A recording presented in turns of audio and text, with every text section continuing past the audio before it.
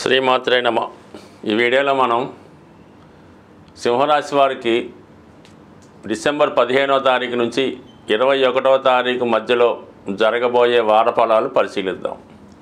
ప్రస్తుతం సింహరాశి వారికి వారి యొక్క గ్రహస్థితి పరిశీలించినప్పుడు మరి వ్యయస్థానంలో వక్ర కుజగమనం, రెండవ స్థానంలో కేతు గ్రహ ప్రయాణం, రెండూ కూడా పాపగ్రహాలు సింహరాశికి ఇరువైపులా ఉంటూ ఒక పాపకర్తారి యోగం అనే యోగాన్ని ఏర్పడడం జరిగింది. ఇది జాతకుడికి చాలా విపరీతమైనటువంటి ఆందోళన, స్ట్రగులు, ఇబ్బంది కలగజేసే అవకాశం ఉంది.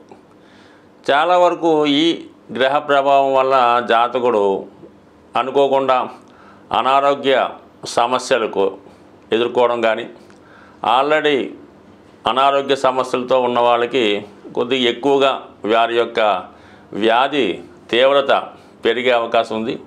అలాగే జాతకుడు తన యొక్క సొంత ప్రాంతాన్ని విడిచిపెట్టి వేరే ప్రాంతంలో మారడానికి కూడా అవకాశం ఉంటుంది. ఏదో కారణం వల్ల కొంతకాలం పాటు సొంత ప్రాంతాన్ని విడిచిపెట్టి వేరే ప్రాంతానికి వెళ్ళే విధంగా ఈ గ్రహస్థితి చెప్పడం జరుగుతుంది. దానికి అదనంగా ఏంటంటే సప్తమ స్థానంలో ఉన్నటువంటి శని భగవానుడు ఈ సింహరాశి మీద దృష్టి పెట్టడం జరిగింది. ఇవన్నీ కూడా జాతకుడికి ఏవైనా పెండింగ్ ఉన్నటువంటి కోర్టు కేసులు కానీ, అలాగే ఏదన్నా స్థిరాస్తి సంబంధించిన వ్యవహారాల్లో ప్రాబ్లమ్స్ కానీ ఉన్నప్పుడు అవి జాతకుడికి వ్యతిరేకంగా పనిచేసే అవకాశం ఉంటుంది. కోర్టు తీర్పు వ్యతిరేకంగా రావడం, ప్రభుత్వ సంస్థల నుంచి వ్యతిరేకంగా రావడం, ఏదైనా ఇన్కమ్ ట్యాక్స్, జిఎస్టీ, ఈడీ లాంటి రైట్స్ జరగడం లాంటివి కూడా జరిగే అవకాశం ఉంది. కాబట్టి ఈ సందర్భంలో మాత్రం జాతకుడు ప్రతి విషయాన్ని చాలా జాగ్రత్తగా వ్యవహరించాలి. ప్రభుత్వానికి చెల్లించవలసినటువంటి ఏమైనా ట్యాక్సులు, పన్నులు వగైరా అయినా పెండింగ్ ఉంటే అవి సకాలంగా చెల్లించడం, కోర్టు విషయాల్లో ఎప్పటికప్పుడు అటెండ్ అవుతూ తగు విధంగా పోస్ట్ పోన్ చేసుకునే విధంగా ప్రవర్తిస్తే తప్ప, లేదంటే సడన్గా ఊహించని విధంగా కొన్ని ఇబ్బందులు జాతకుడు ఎదుర్కోవాల్సి ఉంటుంది. అలాగే ఫర్ ది సేమ్ టైం మరి ఈ శుక్రుడు 6వ స్థానంలో ఉండడం కూడా ఎవరైతే మీకు మీ కుటుంబ సభ్యులు కానీ, మీ భార్య లేదంటే భార్య తరపు బంధువుల నుంచి కూడా అనుకోకుండా విరోధాలు లాంటివి వచ్చే అవకాశం ఉంది. అంటే స్త్రీల నుంచి విరోధం వచ్చే అవకాశం ఉంది. ఉద్యోగపరంగా అనుకోకుండా ఏమైనా ఇబ్బందులు ఎదుర్కోవడం కానీ, చిన్న చిన్న మిస్టేక్స్ వృత్తిలో జరగడం వల్ల కొంతవరకు ఇటువంటి సమస్యలు మరి విరోధాలు వచ్చే అవకాశం ఉంది. బట్ ఏదైనా 6వ స్థానంలో ఉన్నటువంటి శుభగ్రహం జాతకుడే రాజీ పడాలి తప్ప అతిగా పౌరుషానికి పోయినా, ఎక్కువగా చిన్నదాన్ని పెద్ద చేసుకున్న జాతకుడే ఇబ్బంది పడవలసి ఉంటుంది. కాబట్టి సాధ్యమైనంత వరకు ఈ సమయంలో అటు చట్టం విషయంలోనూ, స్త్రీల విషయంలోనూ, ముఖ్యంగా అన్నదమ్ములు అంటే సిస్టర్సు, వదినలు, చెల్లెలు, భార్య వారితో ఎటువంటి ఇబ్బందులు లేకుండా జాగ్రత్తగా వ్యవహరించడం మంచిది. ఇది ఖచ్చితంగా ఈ వారంలో జాతకుడు వ్యవహరించవలసినటువంటి విషయం. అయితే ఇంకా మనకి భూమి సంబంధించిన విషయాల్లో సడన్గా ఈ యొక్క స్థిరాస్తి ఏదన్నా మీకు అమ్ముడుపోయే అవకాశం ఉంది. గతంలో మీరు ఏదైనా స్థిరాస్తి అమ్మాలని ప్రయత్నం చేసి మీరు అనుకున్న ధర రాకపోవడం వల్ల అమ్మే ప్రయత్నం వాయిదా పడితే, ఇప్పుడు అనూహ్యంగా మీరు ఊహించిన దానికన్నా ఎక్కువ ధర రావడం వల్ల కంపల్సరీగా స్థిరాస్తి అమ్ముడుపోయే అవకాశం ఉంది. అలాగే మీరు ఎంతో కాలంగా కొందామనుకున్నటువంటి స్థిరాస్తి ఈ సమయంలో మీకు అనుకూలంగా రావడం వల్ల రెండూ జరుగుతాయి. అటు స్థిరాస్తి అమ్మడం జరుగుతుంది, స్థిరాస్తి కొనడం కూడా జరుగుతుంది. కొన్ని సందర్భాల్లో ఈ యొక్క స్థిరాస్తులు లాంటివి ఎక్స్చేంజ్ అయ్యే అవకాశం ఉంది. అంటే ఒకరు మార్చుకొని మిగతా లావాదేవీలు ఏముంటే సెటిల్ చేసుకోవడం జరుగుతుంది. అలాగే ఫర్ ది సేమ్ టైం ఏంటంటే ఆస్తి పంపకాల విషయంలో కూడా కొంతవరకు చాలా కాలంగా పంపకం కాకుండా ఉండిపోయినటువంటి స్థిరాస్తులు ఈ సమయంలో మీ కుటుంబ సభ్యుల మధ్య పంచుకునే అవకాశం ఉన్నది. ఈ విషయంలో కూడా మీకు కుటుంబ సభ్యులతో కొద్ది విరోధాలు వచ్చే అవకాశం ఉంది. కాబట్టి ఏదైనా సింహరాశి వారు చాలా సహనంతో, ఓర్పుతో వ్యవహరిస్తూ ఉంటారు. ఎదట వారికి నష్టం రాకుండానే ప్రవర్తిస్తూ ఉంటారు. తను నష్టపోయినా పర్వాలేదు కానీ ఇతరులు నష్టపోకూడదనే ఆలోచనలో ప్రతి విషయాన్ని కూడా రాజీ ధోరణిగానే వెళ్తూ ఉంటారు. అయితే పరిస్థితులు మరీ వ్యతిరేకంగా ఉన్నప్పుడు ఏదో కొద్దిగా ఆలోచించామని మొత్తం ఆలోచిస్తే విధంగా ఉంటే మాత్రం మరి సింహరాశి వారు చాలా వరకు దాన్ని ఎదుర్కొనే ప్రయత్నం చేసే అవకాశం ఉంది. కాబట్టి జాతకుడు చాలా వరకు ఈ స్థిరాస్తి పంపకాల విషయంలోనూ బంధువులతో వ్యవహరించే విషయంలోనూ కొద్ది కాలం పాటు ఓర్పు వహిస్తే అదే సహకరించుకుంటే అదే సెటిల్ అవుతుంది.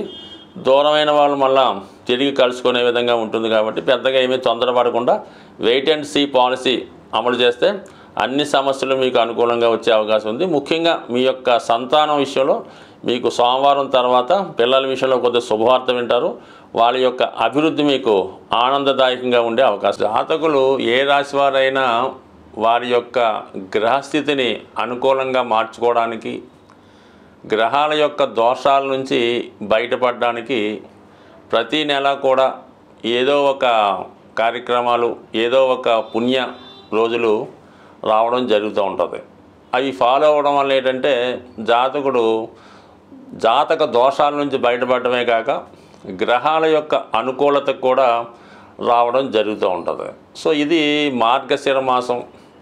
మనకి ఈ మార్గశిర మాసంలో వైష్ణవ దేవాలయాలు, విష్ణుమూర్తి దేవాలయాలు, వెంకటేశ్వర స్వామి దేవాలయాలు దర్శించడం వల్ల జాతకుడు ఎక్కువ ఫలితాన్ని పొందడం జరుగుతూ ఉంటుంది. ముఖ్యంగా విద్యార్థులు, వ్యాపారస్తులకి ఈ మాసంలో మీరు ఏదైనా ఒక వైష్ణవ దేవాలయంలో, వెంకటేశ్వర స్వామి టెంపుల్లో విధి విధానంగా అర్చన చేయించుకోవడం కానీ, ఎక్కువగా స్వామికి ఇష్టమైనటువంటి తులసి దళాలు మాల ఇవ్వడం కానీ, తులసి దళాలతో పూజించడం కానీ చేయడం వల్ల జాతకుడికి అంటే మరి విష్ణు భగవానుడు తలుచుకుంటే అన్ని రకాల సౌకర్యాలు ఇవ్వగలడు.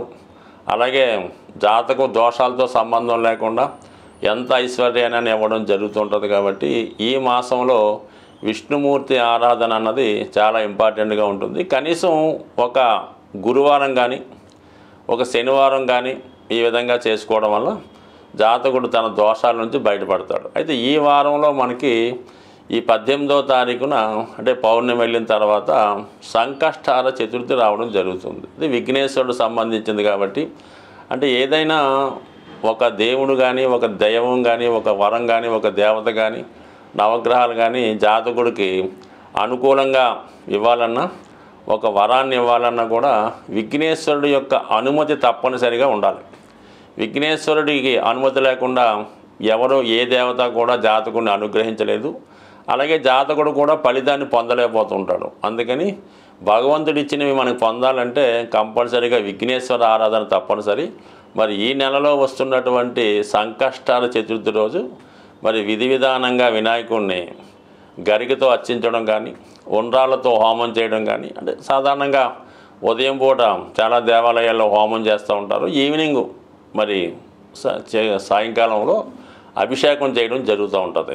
ఈ అభిషేకం చూడడం వల్ల కూడా దోష పరిహారం అవుతుంది. కాబట్టి చేయలేని వారు అభిషేకాన్ని వీక్షించడం, అది కుదరని వారు ఇంట్లో గణపతి ఫోటో ముందు గరికతో కనీసం అష్టోత్తరంతో పూజ చేసుకున్న శీఘ్రంగా చిన్నగా పూజ చేసిన కేవలం సంకల్పం మాత్రాన అనుగ్రహించే దేవత